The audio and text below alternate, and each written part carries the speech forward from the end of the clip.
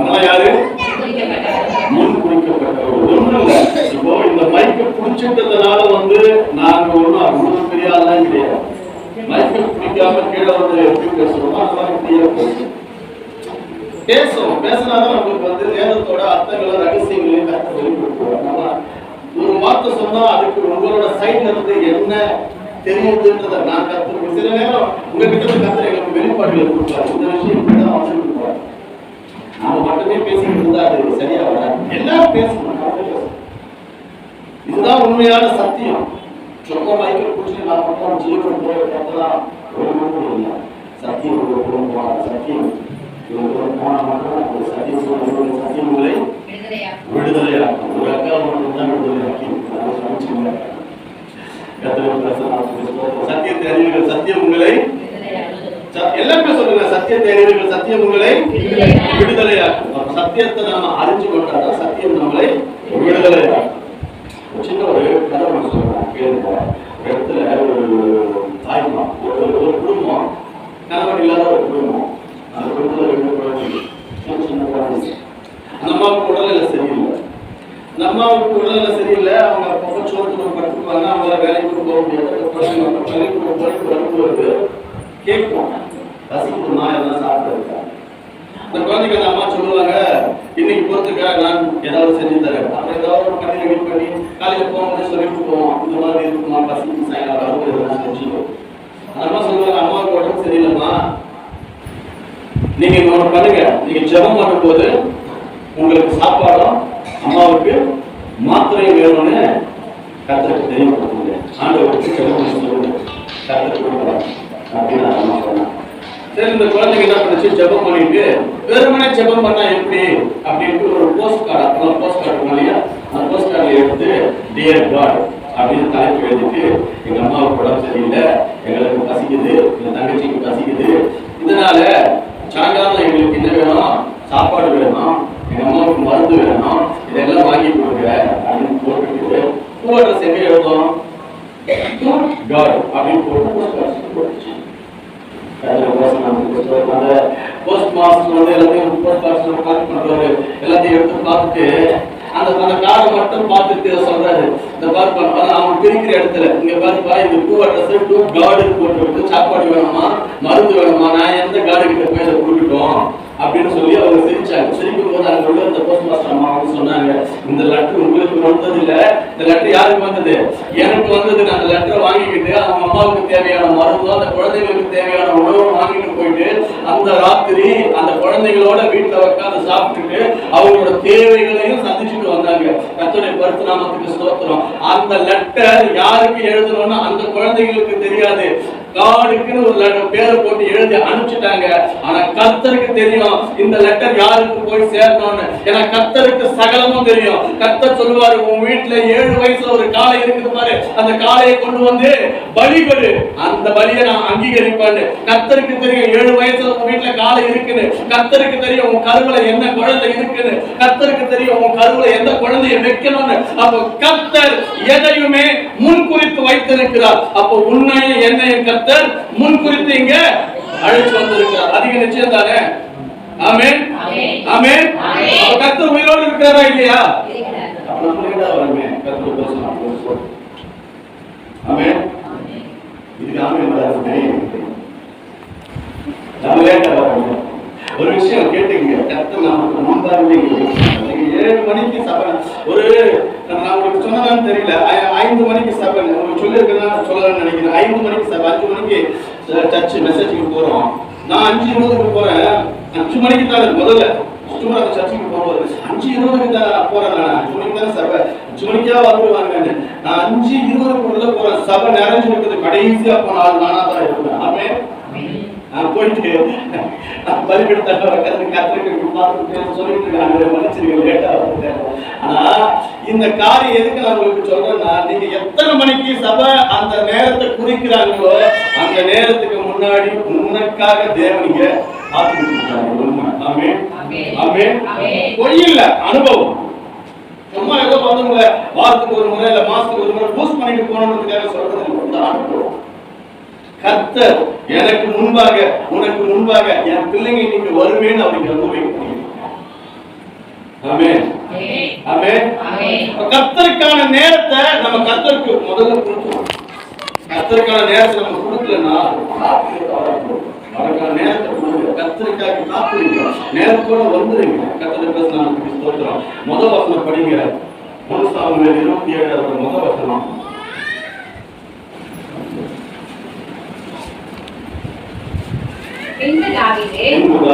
நான் எந்த நாளாகிலும் ஒரு நாள் சவுலின் கையினால் மடிந்து போவேன்.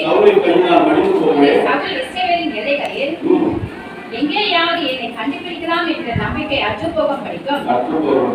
நான் அவன் கைக்கு நீங்களா இருக்கும் படிக்கும். நான் பெலிஸ்தரின் தேசத்துக்கு போய் தப்பித்துக் கொள்வதை பார்த்திலும் நலமான காரியம் வேறு இல்லை என்று தன் இருதயத்தில் யோசித்தான். கர்த்தர் தாவீதை என்ன பண்ண சொன்னாரு? காத்திருக்க சொன்னார். 17 வயசுல சாமுவேல் தீர்க்கதரிசி அவரோட தலையில அபிஷேகத்தை ஊத்திட்டு போனார். அபிஷேக தைலத்தை ஊத்துறார் 17 வயசுல. 30 வயசு வரைக்கும் தாவீது என்ன ராஜ்யபாரத்துக்கு போகல. 30 வயசு வரைக்கும் காத்துக்கிட்டு இருக்கிறார். முதலாவது காத்துக்கிட்டு இருக்கிறவங்கள கர்த்தர் கொஞ்சம் கொஞ்சமா அவங்க காத்திருப்பு வேலையை அவங்க புடவில பண்ணுவோம். இது உண்மை. நம்ம ஏனோ தானோன்னு வெறுமையா உட்காரத்துக்காக கர்த்தர் வைக்கலமா?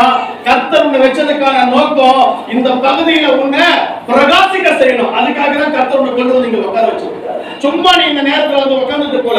கர்த்தர் கொண்டு வந்ததான நோக்கமே உன்னை பண்படுத்தவும் உன் மூலமா உன் குடும்பத்தை ஆசீர்வதிக்கவே கர்த்தர் உன்னை கொண்டு வந்து உட்கார வச்சிருக்காரு. ஆமென். யோசேப்பு பாருங்களேன். யோசேப்பு குழியில போட்டாங்க. சொந்த சகோதரர்கள் எங்க போட்டாங்க? குழியில போட்டாங்க. அவன் பலவண்ண வஸ்திரத்தை உறிஞ்சிட்டு குழியில போட்டாங்க. அவனை அடிமையிடத்துல விற்று போட்டாங்க. அடிமையா கொண்டு போயிட்டு எகிப்து தேசத்துல விற்கப்பட்டான் யோசேப்பு. எல்லாருக்கும் தெரியும் நினைக்கிறேன். இருந்த நிலைமை எப்படி இருந்ததுன்னா, ஒரு விஷயத்துல மாத்திரம் யோசேப்பு பின்வாங்கவே இல்லை. என்ன? நான் என்ன நிலைமையில இருந்தாலும் சரி, என்னை ஆதரிக்கிற தேவன் என்னோடு இருக்கிறார், எனக்கு ஒரு விக்கிரமும் வராது. ஆமென் ஆமென்.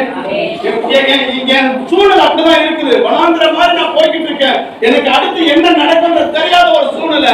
அப்பா கிட்ட இருந்தேன், எல்லா சுகமும் இருந்துச்சு. பல வர்ண வஸ்திரம் போட்டிருந்தேன். என் வஸ்திரத்தை உறிஞ்சாங்க, என்னை தூக்கிட்டு போய் குழியில போட்டாங்க. எங்க போட்டாங்க? தாய் சொல்லு, தாய் சத்தமா சொல்லு தாய். எங்க குழியில? பேர் சொல்லுமா? சுமிதா. சுமிதா.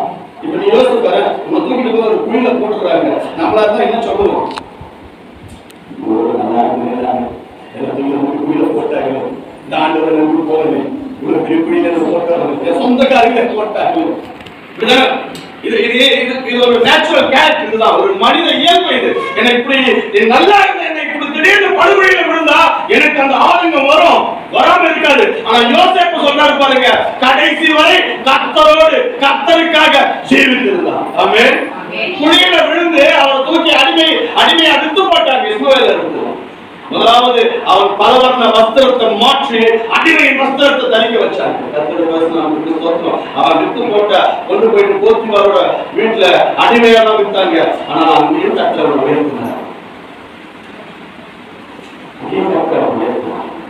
எல்லாத்தையும் செஞ்சுட்டு அவன் திரும்பவும் அந்த போத்திபார் மனைவியாக குற்றம் சுமத்தப்பட்டு கொண்டு போயிட்டு சிறைச்சாலையில் அடைக்கப்பட்டாங்க. சிறைச்சாலையில அடைக்கப்பட்டு கடைசியா போயிட்டு எகிப்தின் ராஜாவோட முன்னாடி இவ்வளவு பிரச்சனை இருக்குதுங்க, இவ்வளவு போராட்டம் இருக்குதுங்க, நான் கர்த்தரை விட்டு பின்மாற்றம் அடைந்து போறேங்க. ஒரு நாள் அவர் சொல்லல, நான் காத்திருக்கும் காலம் எனக்கு கடினமாகத்தான் தெரியும், அதை பத்தி கவலையே கிடையாது. அவர் ஒரு வார்த்தை மாத்திரம் சொல்லுவாரு, நீ காத்திருக்கும் போது உனக்கு ஒன்றும் இல்ல, இப்போ எகிப்தினுடைய ராஜாவுடைய சிம்மாசனத்திற்கு அடுத்து யோசித்து பாருங்க.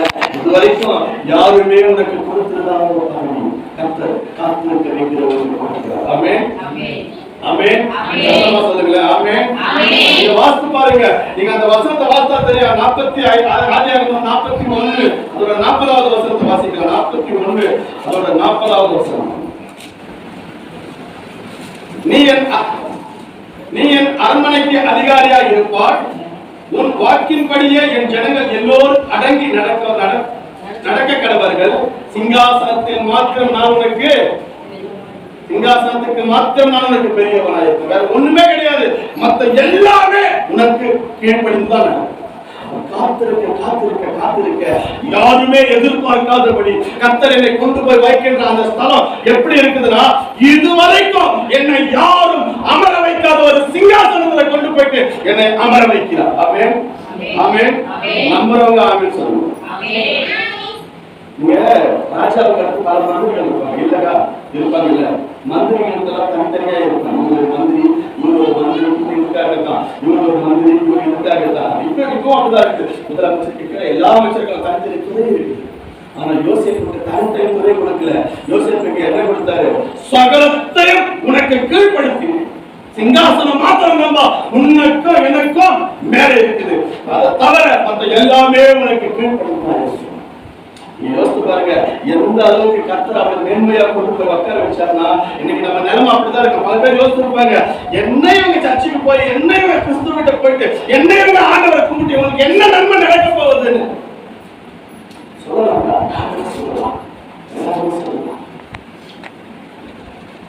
நம்ம பல நேரங்கள் இந்த கஷ்டம் காயமும் ஆண்டவரின் பாதையில காத்திருக்கும் நமக்கு அனுபவம் பலர் நம்மளை காயப்படுத்துவாங்க, பலர் நம்மளை பின்னாடி பேசுவாங்க, பலர் நம்மளை வெறுப்பாங்க, பலர் நீங்கெல்லாம் போய் என்னத்தை பண்ணுவீங்க. ஒரு நாள் வரும், அந்த நாள் கர்த்தர் உங்களை உயர்த்தும் நாள், அதை மறந்துடாதீங்க. கர்த்தர் நிச்சயம் உங்களை உயர்த்துவார். அந்த நாளில நீங்க பாருங்களேன், இஸ்ரவேல் போகும்போது கேட்டாரு, என்ன கேட்டாரு தெரியுமா? ஆண்டவரே, நான் யாக்கோபு என்ன கேட்டாரு? நான் நடந்து செல்லும் இந்த வனாந்திரத்துல எனக்கு என்ன கொடுப்பா? என்ன கேட்டாரு? உங்க உணவும்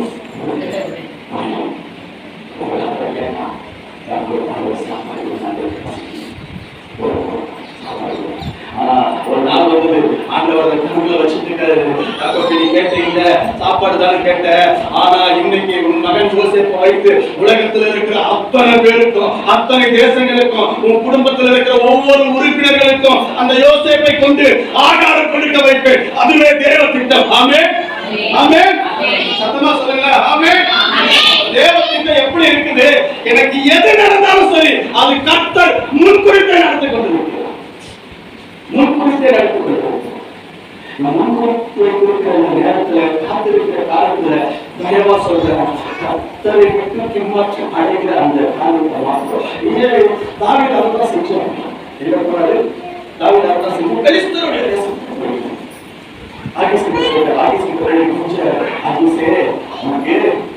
ஒரு பட்டணம் எனக்கு கொடுத்தா, ஏன்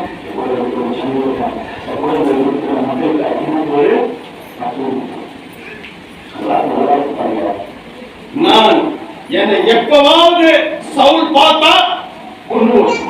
அதனால எதுக்காக? சவுல் மேல பயந்து, சவுலுக்கு பயந்து. ஏன் தாவீதே, இதுவரை நீ பயப்படாதவன் இப்ப ஏன் பயப்படுற?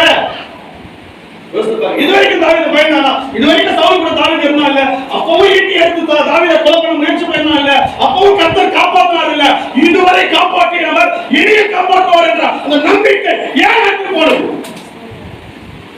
ஆமென், ஆமென், ஆமென். அவங்க வருவாங்க, அப்போ பார்த்துக்கலாம். சிலரு ஒரு இடத்துல நான் பேசிக்கிட்டு இருக்கும் போது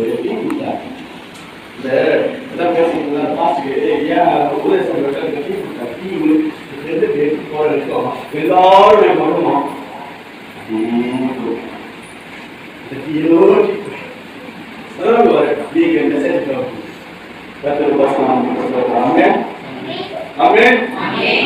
இருக்கிறீங்களா? இருக்கிறீங்களா? Very good. பாப்பா, உங்க பேர் என்ன சொல்லுவோம்? பெனினியா. பெனினியாவுக்கு ஆமென் சொல்லுங்க.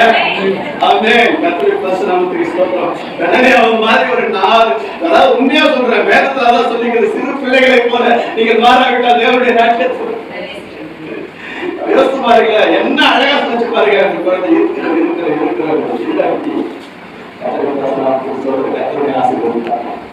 அப்போ நம்மளோட எண்ணங்கள் எப்படி இருக்குதுன்னா, இந்த காத்திருக்கிற சூழ்நிலை நான் வெறுமையா இருக்கிறேன்னு, என்கிட்ட ஒண்ணுமே இல்லையா பல எண்ணங்கள் நமக்கு தோன்றுது. என் குடும்ப சூழலை மாற்ற முடியாத மாதிரி இருக்கிற பல எண்ணங்கள் தோன்றுது. எனக்கு தெரியல கர்த்தர் என்ன பேசுறாருன்னு. ஒரு விஷயம் நல்லா சொல்ல பாருங்க, எப்படி எந்த சூழ்நிலையில நீ இருந்தாலும் சரி, கர்த்தர் உன்னை வாழாக்காமல் தலையாக்குவார். ஆமென். கீழாக்காமல் மேலாக்குவார். ஆமென். நான் மாத்திரம் இல்லைங்க, என் குடும்பமும் என் சந்ததியும் மேல வரணும். அதுதான் கர்த்தரோட திட்டம். ஆமென். பாருங்க, என்ன தெரியுது ஆண்டவரே, இந்த தேசத்துல எனக்கு இஸ்மாயில் குழந்தையா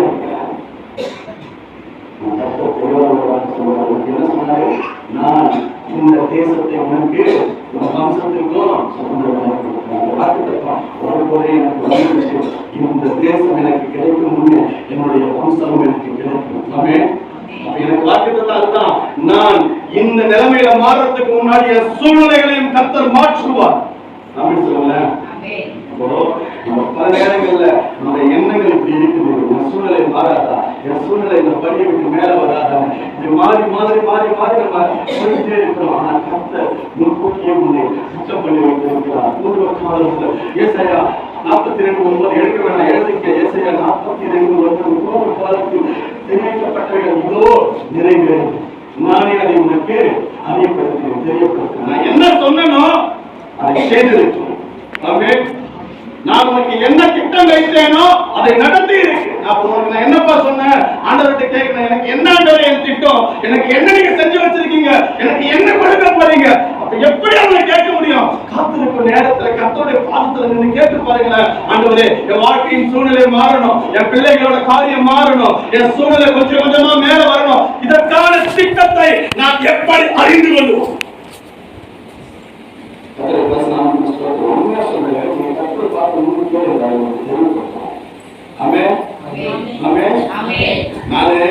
ஒரு விஷயம் என்ன சொல்றாங்க, வாழ்க்கையில பல காரியங்கள் சொல்றேன்னா நேரம் பார்த்தாரு. நான் ஒரு அற்புதமான ஒரு விஷயம் சொல்றாங்க. முதல்ல அன்னைக்கு மாறி என்ன பார்க்க போறோம் சொல்லுங்க, என்ன பார்க்க நீங்க எத்தனை மணிக்கு அவங்க வீட்டுல போன் பார்க்க சொல்லுங்க, வைக்கக்கூடாதுங்களா? அப்பா எனக்காக ஒரு ஆத்மா ரெடி ஆகுது, கத்தோட பஸ் ஆத்துக்கு ஸ்தோத்திரம். அக்கா நான் 8:30 மணிக்கு போனேங்க நைட்டு பொண்ணு பார்க்கிறேன். ஆனா பொண்ணு பார்க்கிறேன்னு சொல்லிட்டு போறேன், ஏதோ ஒரு காரியத்துக்காக போன திடீர்னு பொண்ணு பார்க்கணும் கூப்பிட்டு அக்கா நான் சொல்றேன், தனியை எனக்கு கூப்பிட்டு பொண்ணு வராதா அப்படின்னு நான் கேட்டேன். பொண்ணெல்லாம் வராதா? எனக்கு சொன்ன வார்த்தை இது, இந்த நேரத்துல வர முடியாது, கிளம்ப சொல்லுங்க. நான் பேசாம பாவம் மாமியார் அங்க எல்லாத்தையும் கொடுத்து அங்க கவலைப்படாதீங்க, எனக்கு அப்ப தெரியாது. நான் ஒரு விஷயம், ஈகோன்றது ஒரு மனுஷனுக்குள்ள எப்படி இருக்குன்னா, நம்மளை இன்சல்ட் பண்ணிட்டாருன்னு வச்சுக்கலேன், அவங்க வாசலுக்கும் நான் திரும்பி மிதிக்க மாட்டேன். ஒரு வைராக்கியம் நமக்குள்ள வருந்தாங்க, வருந்தானக்கா வருந்தானக்கா வருமா வராதா? வருமா வராதா? வருமா?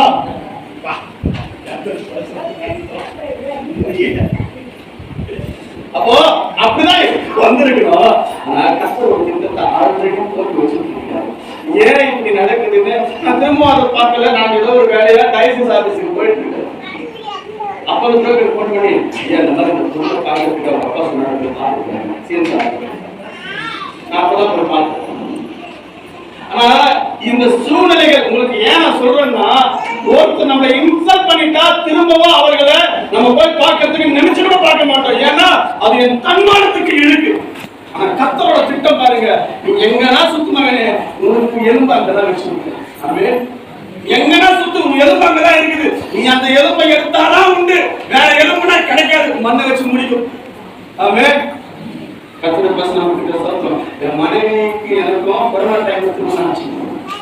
2019 ஆளுகளை பார்க்கறதுக்கு பேச இருக்கலாம். நான் சொல்லிட்டேன் 2019 திருமணம் ஆச்சு. 2019 திருமணம் ஆனதுக்கு அப்புறம் தான் கர்த்தர் எனக்கு மொழியை கேட்டு, அது வரைக்கும் நான் ஊழியம் செய்யல. அது வரைக்கும் நான் என்ன பண்ணல, ஊழியமே செய்யல. அது வரைக்கும் கர்த்தர் இருக்கிறார். நானும் சபைக்கு போவேன் வருவேன், ஒரு ஆசீர்வாதம் சபைக்கு போறேன் வரேன். கர்த்தரை அவருடைய பாதத்துல நின்று அவர்கிட்ட நெருங்க நெருங்க நெருங்க வாழ்க்கை. நான் நினைச்சு கூட பாக்குறேங்க, இப்படி நான் இருப்பேன். ஆசீர்வாதமா இருக்கிறேன். ஒண்ணுக்கு போயிட்டு நான் ஒண்ணுத்துக்காக நான் கையெழுந்து உண்மை வேதத்தை வச்சு சொல்றேன். நான் கையேந்தாம வாழ்ந்துட்டு இருக்கேன். ஆமென். யார்கிட்டயும் எனக்கு கையெழுந்து எவ்வளவு நெருக்கடி வந்தாலும் சரி, எவ்வளவு பிரச்சனை வந்தாலும் சரி, எல்லாத்துக்கும் அவர் எனக்கு சொல்யூஷன். ஆமென். விசுவாசிக்கிறீங்களா? விசுவாசிக்கிறீங்களா? ஆமென். ஆமென். உங்களுக்கு இந்த சூழ்நிலை வேணும்ல, கர்த்தரை பிடிச்சிங்க. ஆண்டவரே, நான் காத்துக்கிட்டு இருக்கேன்ப்பா, எனக்கு வந்து நான் 19 கல்யாணம் ஆச்சு. நான் உங்களுக்கு அந்த சாட்சி சொல்லிட்டேன், குழந்தை பிறந்த சாட்சி, அது சாட்சி சொல்லிட்டேன். அந்த 4 வருஷம் எப்படி கஷ்டப்பட்டு எந்த கொஞ்சமே போக முடியாதுங்க.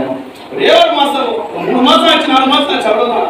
அப்படியே பொண்ணுங்கயா, நீங்க என்ன வேணுங்க? இல்ல புரியலையான்னு கேட்டேன். அதாங்க என்னங்க வேணும்? சரி புரியல, எனக்கு புரியுது கஷ்டப்படுவோம். அதுவும் நம்ம அக்கா மார்களா இருக்காரு பாருங்க, ஸ்தோத்திரம். உண்மையா சொல்றீங்க, நீங்க எல்லாம் நல்லா இருக்கீங்க.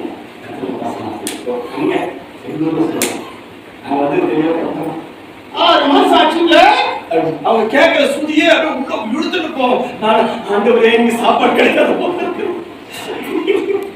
அக்கா, 6 மாசம் ஆச்சு, நீ தயவு போய்க்கலாக்கா, நீ அதுவும் பேசிடாத, அப்புறம் அவ போய் ஓடுற மாதிரி இருப்பா. எதுக்கு இதெல்லாம்? நான் ஒரு விசுவாசம் மாத்திரம் கர்த்தரை கொடுப்பாரு, நான் நம்புறேன். ஆமென். டாக்டர் சொன்னாங்க, எல்லா மருத்துவருக்கும் மேலான மருத்துவர், சிலுவையில் என்னுடைய சகல நோய்களையும் சுமந்து தீர்த்த அந்த மருத்துவர் எனக்கு தருவார். நான் நம்பலாம், நம்பினபடி அவருக்கு நடந்தது. ஆமென். நீங்க யோபு சொல்லுவார் பாருங்க, நான் பயந்தபடி எனக்கு நேர்ந்தது. பயப்படாதீங்க, எதுக்கும் கர்த்தர் இருக்கிறார். ஆமென். எதுக்குமே பயப்படாதீங்க. சில பேர்லாம் அப்படிதான் வருவாங்க, ஜெபம், சில பேர்லாம் ஜெபம் எப்படி தெரியுமாங்க இருக்கும்? எப்படி தெரியும்? தம்பி நீங்க என்ன பண்ணுவீங்க? என்ன பிஃபார்ம். சில பேரோட ஜெபம் உண்மையா சொல்றேன் தம்பி, உங்களுக்கு புரிஞ்சா சொல்றேன். கரெக்டா எக்ஸாம் எழுதுறதுக்கு முன்னாடி போய் ஜெயிப்பா. எப்படியாவது இறங்கி வந்து சில பேர் ரிசல்ட் வர அன்னைக்கு ஜெயிப்பாங்க, ஆண்டவரே எனக்கு எப்படியாவது பாஸ் பண்ணி விட்டுருங்க ஆண்டவரே. சில பேர் அப்படியே பயங்கரமா உள்ளுக்குள்ள இருந்து பொங்கி வரும் பாருங்கப்பா, அவங்களுக்கு மேல இருக்கிற கர்த்தர் மேல இருக்கிற அந்த கர்த்தர் சொல்றாரு, எனக்கு தெரியல அவனை பத்தி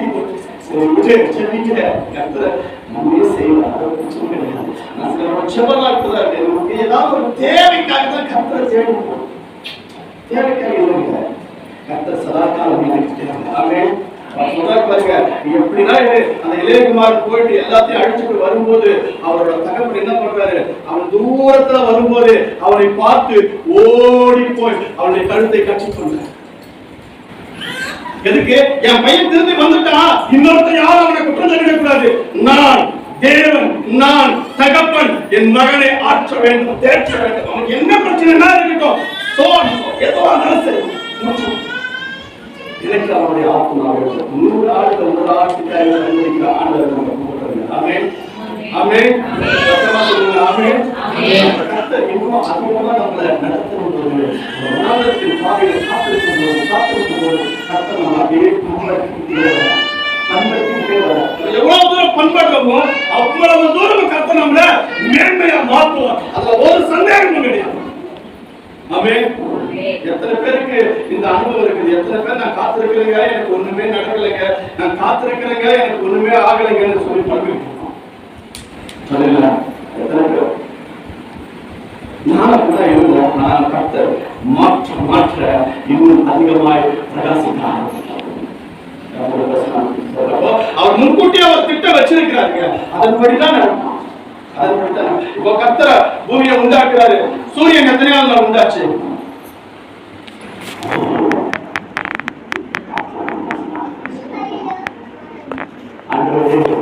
சூரியன் எத்தனையாவது நாள் உண்டாச்சு?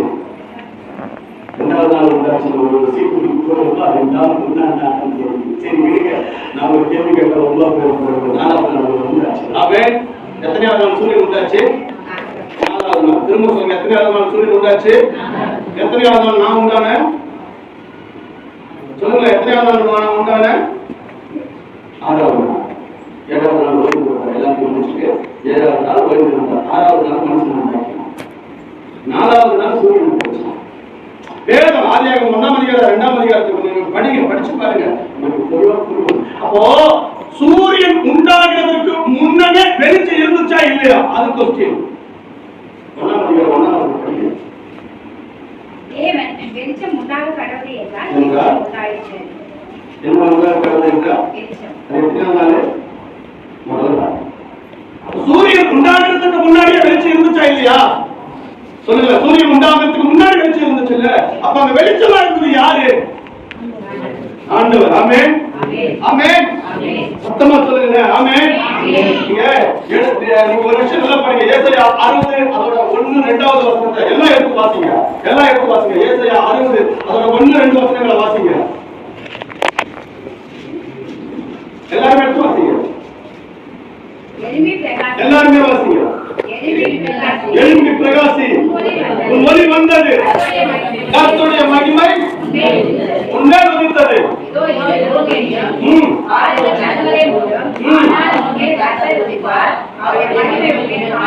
ஆமென். பிரகாசி, உன் ஒளி வந்தது, கர்த்தர் உன்னை மகிமைப்படுத்த சுத்த வைத்திருக்கிறார். ஆமென். காத்திருக்கிறவங்களோட அனுபவம் இருந்தாங்க. தாவீது கிட்ட சொல்றாரு. தாவீது என்ன 600 பேரோட ஆகீஸ் கிட்ட போறோம். ஆகீஸ் கிட்ட போய் என்ன சொல்றா? எனக்கு ஒரு பட்டணத்துக்கு கொடுங்க. நீ என்னதுல தாவீது? நீ உனக்கு என்ன கர்த்தர் குறை வச்சாரு? அவர் உன்னை சம்பத்தை இஸ்ரவேலுக்கு ராஜாவாய் மாற்ற திட்டம் வைத்திருக்கும் போது வெறும் 600 பேருக்காக நீ பெலிஸ்தருடைய தேசத்துக்கு போய் ஆகீஸுக்கு முன்பாக மண்டியிட்டு நிற்பது எத்தனை கேவலம் என்பது ஒரு நிமிஷம் எண்ணி பாருங்க. ஆமென், ஆமென். அந்த விஷயம் எனக்குள்ள ஓடிக்கிட்டு இருக்குது. நான் எல்லாத்தையும் கர்த்தர் எனக்கு சகலத்தையும் கீழ்ப்படுத்தி இருக்கிறாரு. ஆனால் ஏதோ ஒரு காரியத்துல நான் ஏதோ ஒரு இடத்துல கர்த்தரை விட்டு பின்மாற்றம் அடைந்திருக்கிறேன். அவ்வளவு தூரம் மேன்மையா வச்ச சவுல், ராஜாவை மாத்தின சவுல், ஒண்ணுமே இல்லாம வெறுமையா இருந்த சவுல் சாமுவேல் தீர்க்கதரிசியின் மூலம் அபிஷேகம் பண்ணி ராஜாவா மாத்தினாரு. சவுல் சொல்றான் பாருங்க, ஓரினை மாட்டை பிடித்து துண்டு துண்டாய் வெட்டி அதை எல்லா இஸ்ரவேலின் தேசங்களுக்கும் அனுப்பி என் பின்னும் சாமுவேலின் பின்னும் வராதவன் எவனோ அவனுக்கு நாளை இப்படியே நடக்கப்படும் அப்படின்னு சொன்ன மாத்திரத்துல கர்த்தருடைய பயங்கரம் பிடித்தது. அமலேக்கோட யுத்தம் பண்ணாங்க. வச்சிருந்தாரு சவுல். ஆட்டுக்கும் மாட்டுக்கும் ஆசைப்பட்டு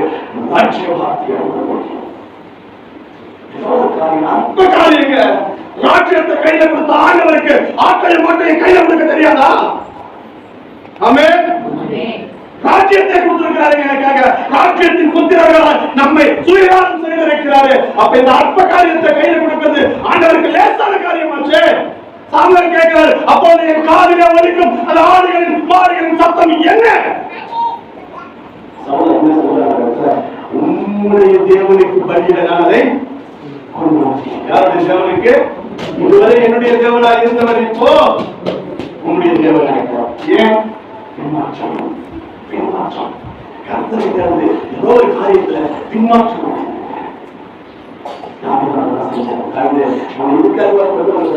நான் ஒரு விசை கரடியையும் ஒரு விசை சிங்கத்தையும் கொன்று போட்டேன் அல்லவா?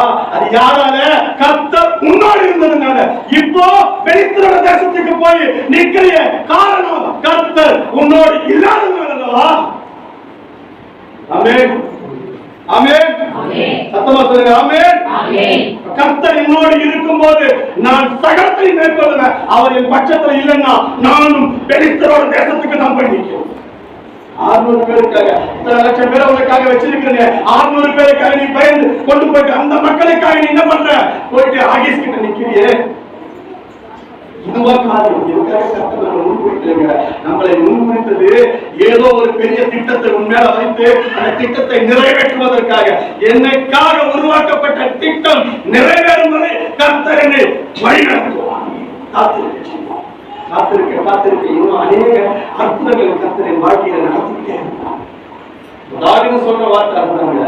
தாவீது என்ன பண்றாரு? ஆகீஸ்க்கு போயிட்டு பெலிஸ்தரோட சேர்ந்து இஸ்ரவேலுக்கு யுத்தம் செய்ய அவங்க பெலிஸ்தரோட சேர்ந்து அப்படியே தெளிவா சொல்றாங்க. பெலிஸ்தர் இவன் யாரு? இவன் தானே சவுல் கொடுத்த 1000, தாவீது கொடுத்த 10000. இவனை குறித்து பாடல் பாடினார்கள்.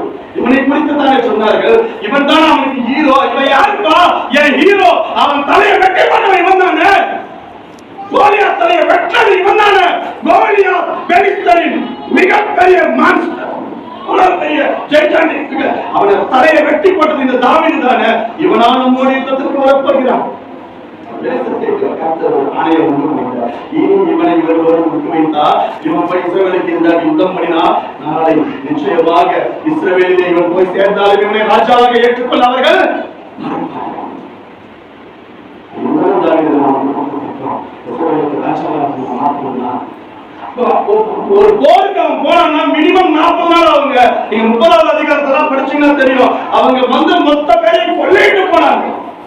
அவங்க குடும்பத்தை சேர்ந்த எல்லாரையும் கொள்ளையிட்டாங்க. 30ஆம் அதிகாரத்துல படிச்சீங்கன்னா தெரியும். அப்படியே படிச்சுக்குவாங்க. எல்லாரையுமே கொள்ளையிடுச்சோம். அவர் சொல்றார், அவர்களை நான் பிடிக்கணும், இந்த தண்டை பின்தொடரலாமோ, கர்த்தர் நீ போ, அதை உன் கையிலே ஒப்பு கொடுப்பேன் அப்படின்னு சொல்லி அவர் அனுப்பி வைக்கிறார். ஒருவேளை இவங்க யுத்தத்திற்கு 40 நாள் சென்றிருந்தா இவர்களுக்கு ஒரு காரியம் திரும்ப சொல்றேன், கர்த்தரை விட்டு உங்களை பிரிப்பது எதுவோ அந்த காரியத்தை தயவாய் செய்யாதீர்கள். ஆமென், ஆமென். கண்களை கை கொடுத்து சொல்றேன், கை கொடுங்க, கையை கொடுங்க, பக்கத்துல கை கொடுத்து சொல்லுங்க. கர்த்தரை விட்டு என்னை பிரிப்பது எதுவோ அதை நான் இனி செய்ய மாட்டேன். கர்த்தரை விட்டு உன்னை பிரிப்பது எதுவோ அதை இனி நீ செய்யாது. ஆமென். கை கொடுக்க சொன்னா சொத்தை எழுதி கொடுக்க சொன்ன மாதிரியே பாத்தீங்க. சொத்து போயிடுங்க. அப்போ கர்த்தரோட பாதத்துல காத்திருக்க இன்னும் அதிகமா நம்ம திடப்படுத்துவாரு, குடும்பத்தின் சூழ்நிலையை மாற்றுவாரு. திரும்பவும் அந்த ஆகீஸ் கொண்டு போய் தாவீதை எப்படி ராஜாவா மாற்றினாரோ அதே போல் உங்களையும் ராஜாக்களாகவும் ராஜாத்திகளாகவும் மாற்ற கர்த்தர் வல்லவராய் இருக்கிறார். கர்த்தருடைய